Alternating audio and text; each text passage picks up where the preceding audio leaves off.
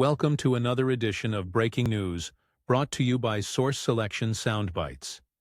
Today we will discuss the Packard case, decided at the GAO. The case concerns the international agreement exception to full and open competition.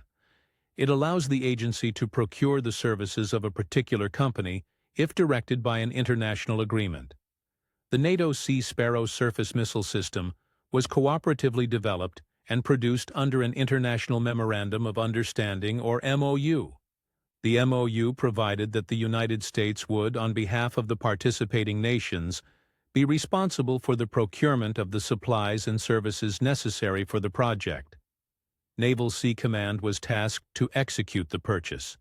Therefore, it published its intention to direct the award to Raytheon in Commerce Business Daily, the government point of entry in those days. Shortly thereafter, a protest was launched against the agency. The protester asserted the sole source delivery orders to Raytheon would be improper. Packard contends that it is a source of the supplies and services needed, and should be permitted to compete for the requirement.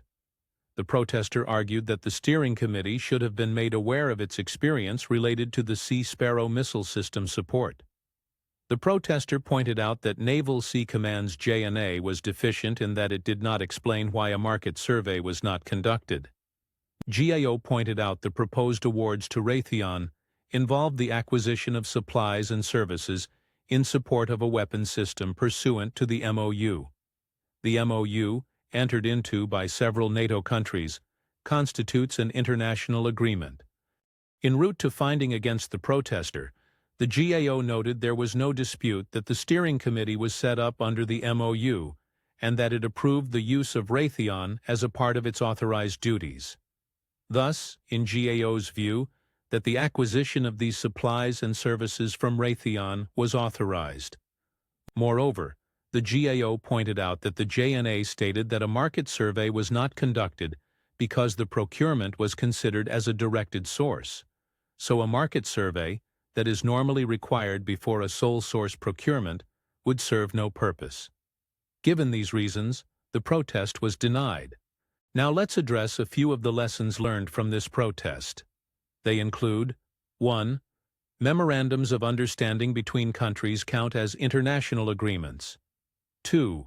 International agreements can direct the United States to procure products or services from a particular source. And 3. When the source is directed, there is no need to perform market research to determine market capability. In this episode of Source Selection Soundbites, we discussed the Packard case and the sole source concepts related to international agreements. This concludes today's Source Selection Soundbite.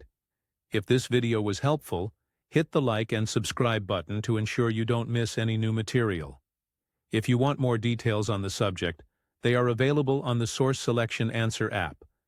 It contains lectures, quizzes, court cases, sample documents, and more material that allows practitioners to quickly obtain actionable knowledge. Thanks for watching. See you next time.